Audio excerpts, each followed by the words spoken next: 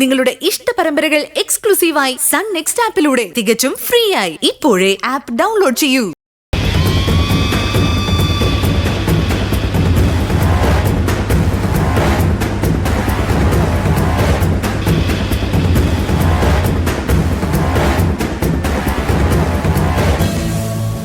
Sir, ചോദിക്കേണ്ട രീതിയിൽ ചോദിച്ചാൽ അയാൾ സത്യം പറയും. എനിക്കും അജയനെ തന്നെയാണ് സംശയം. ഏതായാലും നമുക്കൊന്ന് നോക്കാം. ചോദിക്കുന്ന ചോദ്യങ്ങൾക്ക് സത്യം പറഞ്ഞോണം. ഓ, എന്താ സർ? ഭാവന ഇന്നലെ ഇവിടെ വന്നപ്പോ നിങ്ങൾ ഇവിടെ ഉണ്ടായിരുന്നോ? ഉണ്ടായിരുന്നു സർ. സൂര്യ സർ, ഭാവന ഇന്നലെ ഇവിടുന്ന് എത്ര മണിക്കാ പോയത്? ഒരു 6:30 മണിയായിട്ടുണ്ടോ സർ? ആ ഫോണിങ് എടുക്ക്. ഫോൺ ഞാൻ നോക്കിയിരുന്നു സർ. ആ അനിരുദ്ധനെ പലതവണ ഇന്നലെ ഇയാളെ വിളിച്ചിരുന്നു.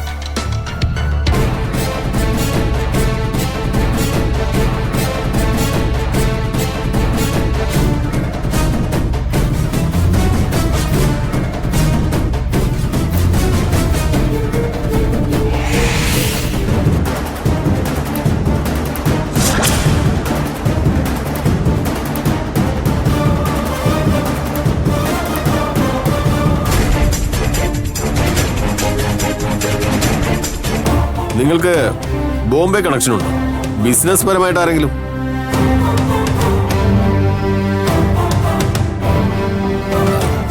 ദുബൈയിൽ ഉണ്ടായിരുന്നപ്പം ബോംബെയിലെ ചില മാർവാടികളുമായിട്ട് ബിസിനസ് ഡീലൊക്കെ നടത്തിയിരുന്നു സാർ. ഇപ്പൊ ആരോട് കണക്ഷൻ ഇല്ലേ? ഇല്ല സാർ.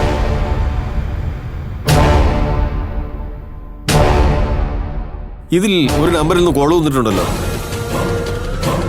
+25779. ഇതാരാ വിളിച്ചേ? 15 മിനിറ്റോളം സംസാരിച്ചിട്ടുണ്ട്.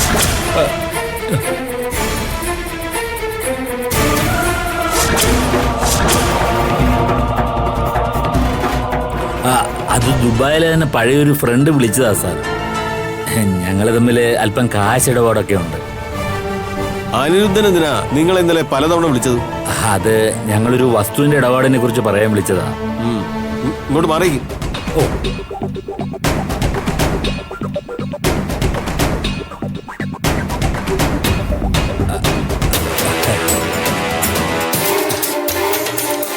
ആ മാഡമാണല്ലേ ഇവരെ വീണ്ടും വീട്ടിൽ കയറ്റി താമസിപ്പിച്ചത്?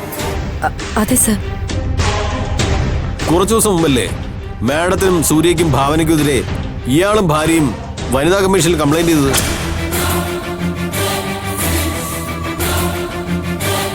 ആ കേസ് എങ്ങനെയാണ് തീർന്നതെന്ന് മാഡത്തിന് അറിയാലോ. അറിയാം സർ. പിന്നെ എന്തിനാണ് ഇവർക്ക് വീണ്ടും ഈ വീട്ടിൽ അഭയം കൊടുത്തത്?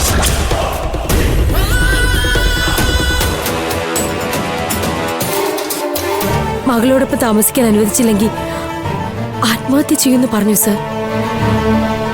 ഭാവനയോട് ചെയ്ത ചതി വെച്ച് നോക്കുമ്പോ ഒരിക്കലും സഹകരിപ്പിക്കേണ്ടതല്ല സർ. മാനസമോളെ കരുതി മാത്ര ഞാനും സൂര്യ അവരെ സഹിക്കണേ. മാനസ എവിടെ? ഇവിടെ ഉണ്ട്. മാനസ,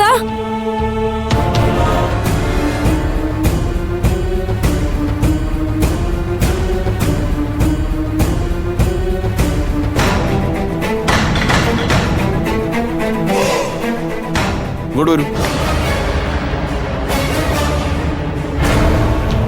മാനസയ്ക്ക് ഭാവനയെ കാണാത്തതിന്റെ പേരിൽ ആരെങ്കിലും സംശയമുണ്ടോ? ഇല്ല സർ. ഇന്നലെ മാനസയെ തിരക്കി ഇവിടെ ആരാ വന്നത്?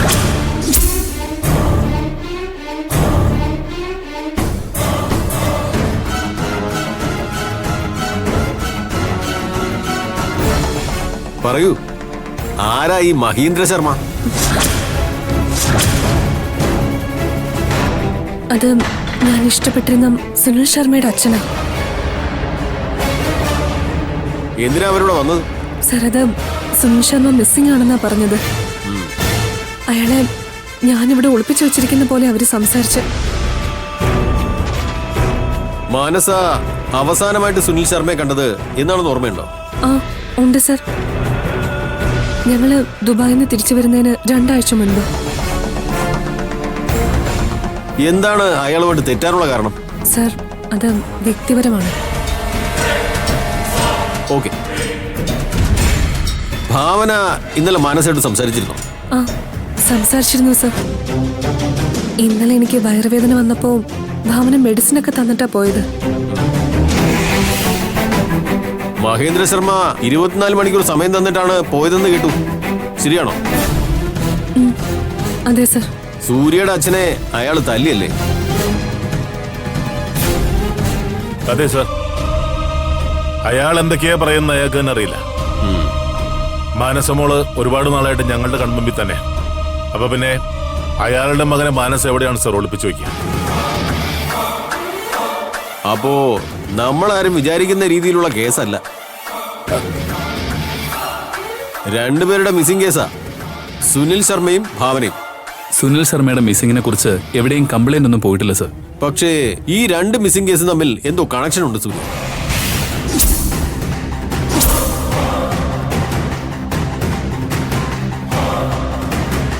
കേട്ടിടത്തോളം ഈ മഹേന്ദ്ര ശർമ്മയ്ക്ക് അധോലോകവുമായിട്ട് വരെ ബന്ധമുണ്ടാകാം.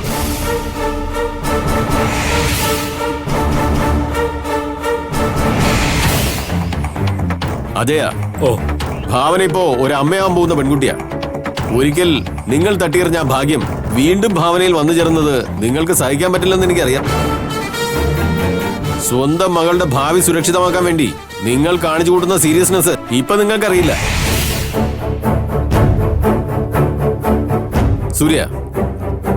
സൂര്യ പറയുന്നത് പോലെ ചെയ്യാം.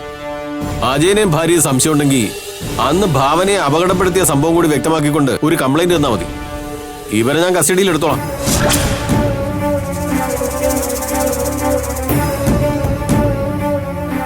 അന്ന് ഭാവനയെ ചികിത്സിച്ച ഹോസ്പിറ്റലിലെ മെഡിക്കൽ റിപ്പോർട്ട് കൂടി കംപ്ലൈന്റിനൊപ്പം തന്നാൽ അത്യാവശ്യം വേണ്ട ശിക്ഷ ഞാൻ വാങ്ങിച്ചു കൊടുക്കാം.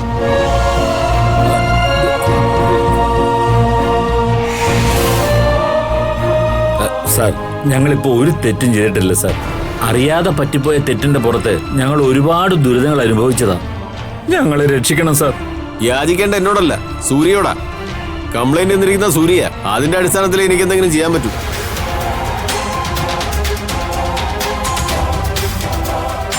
സർ,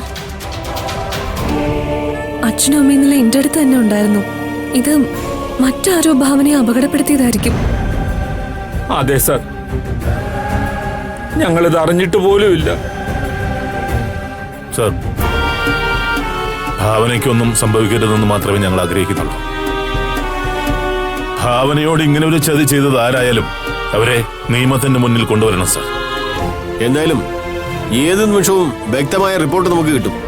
ആ രീതിയിലുള്ള അന്വേഷണം നടത്തുന്നത്. ഭാവനയെ കിഡ്നാപ്പ് ചെയ്തെന്ന് സംശയിക്കുന്ന കാറിന്റെ നമ്പർ വ്യാജമാണ്. അതൊരു പഴയ ബൈക്കിന്റെ നമ്പരാ. അതുകൊണ്ട് തന്നെ ഏതോ മലയാളി തന്നെയാണ് ഇതിന്റെ പിന്നിലെന്ന് നമുക്ക് ഉറപ്പിക്കാം.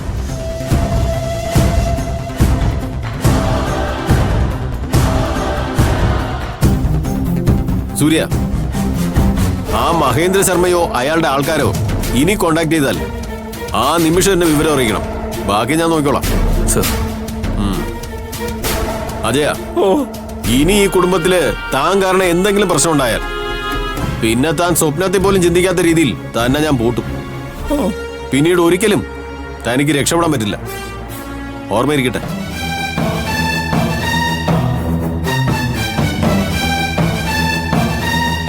എടോ സർ, ഇയാളുടെ പേരിൽ എത്ര സിം ഉണ്ടെന്നും അതിന്റെ എല്ലാം CDR-ഉം ഇന്ന് തന്നെ കിട്ടാനുള്ള ഏർപ്പാടുണ്ടാകും. ശരി സർ.